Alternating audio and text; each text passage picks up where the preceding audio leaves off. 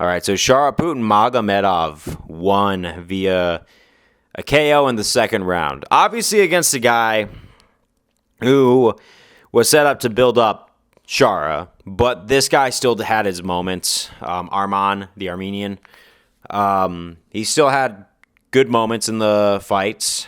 And yeah, I mean, what else is there to really say except, it showed that Shara is still vincible.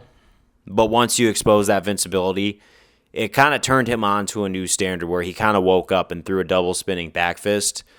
And I wish we saw more cool stuff like that from Shara, because the past couple of fights have been a little underwhelming, to put it best. But this is the best he's done in a while. Now, do I think he's going to be a UFC champion? I'm going to get to that later, but not while Khamzat Chimaev is around, because I got to make a video about that one too. However, when it comes to Shara, I think he's got potential to at least exceed the expectations that we once thought.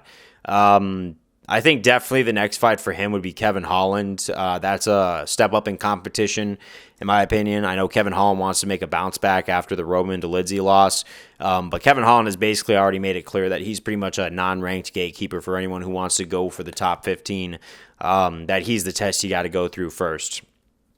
I mean, Shara could take on Joe Pyfer. I feel like Joe Pyfer would definitely give him a run for his money. Or Shara can face, I think it's Abdul is his name, the one guy that Joe Pyfer beat before he fought Jack Hermanson and fell short against the guy that's a judoka, I believe it was. So maybe there's some options that he could go, so it doesn't necessarily have to be Kevin Holland.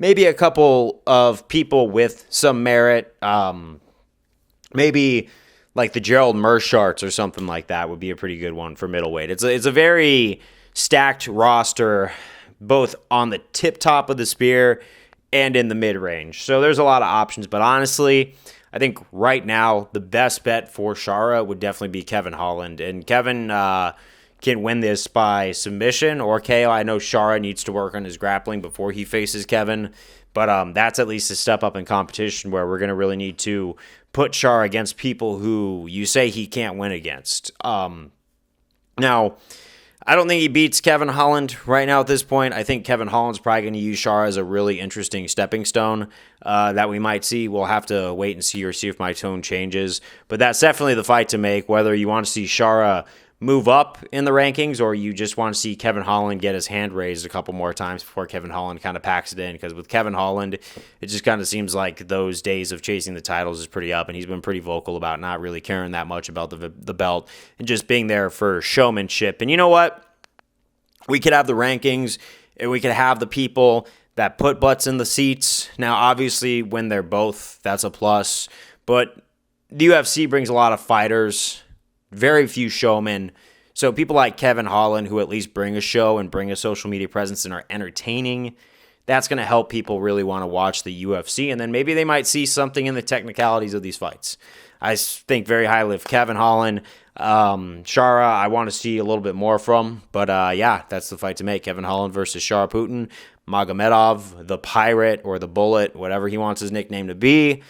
Wow. Standard definitely raised. I'll see you guys on the next one. Peace.